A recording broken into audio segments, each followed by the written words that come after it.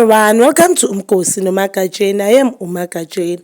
Umkosi wethu namhlanje bazala bakamzitho, it's about abengane zaka Musa Mseleku, uMusa Mseleku from Uthando nes'thembu.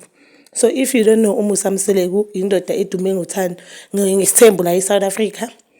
Unengane eziwu-10 namakhosikazi ayi-4, which is uMacele, uMayeni, uMakhumalo noMangwabi.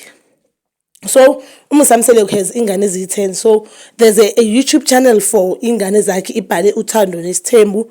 If but kuvela lezi ezincane, not laba abadala umpumelelo, vela laba abancane. It's called umnini. No, ayibhalanga Uthando nes'thembu. I'm lying. It's called umnini and siblings. So guys, lately I've been watching that channel and ngingabagcina kudala upload, but these days by upload. There's one thing I've noticed, guys, isithembu.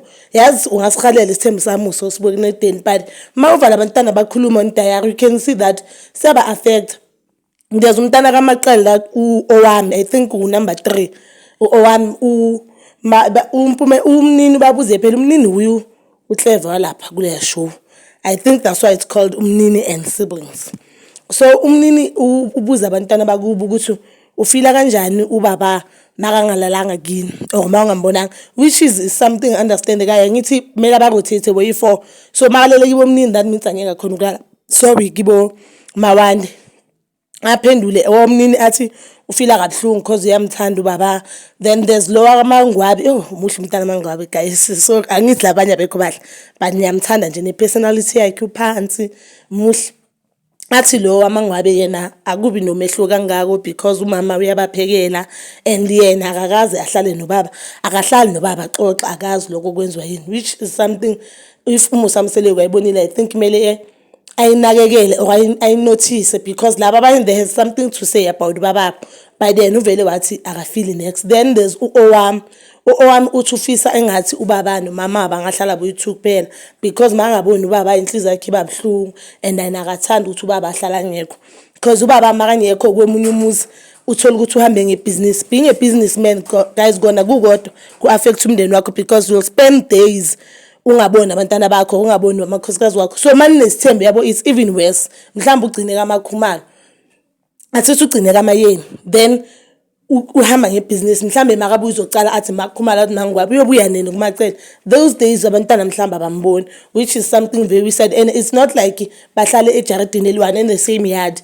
omunye nomunye nomuzi wakhe. So umntana umnini uthe makathi mele simlandele ubaba makaya komunye umuzi, wabuza owami ukuthi uzomlandela makaya eSeapark, which is, I think iSeapark ikude nalamni nahlala khona, I understand. So I think that is all I've noticed about ishow yabo. And guys, I really like YouTube channel yabo. I think iyatshengisa impilo more. Oh, another thing, umnini uthi ufuna isithembu. Ay guys, lento yesithembu uyabona makuthiwa umuntu uyazala, umpumelelo nginokubona ukuthi isithembu uyasifuna, yebo, but it's something engathi afundiswe yona. Kodwa umnini, guys, you can see indlela acabanga ngayo and indlela i-reasoning capacity yale mntana lo.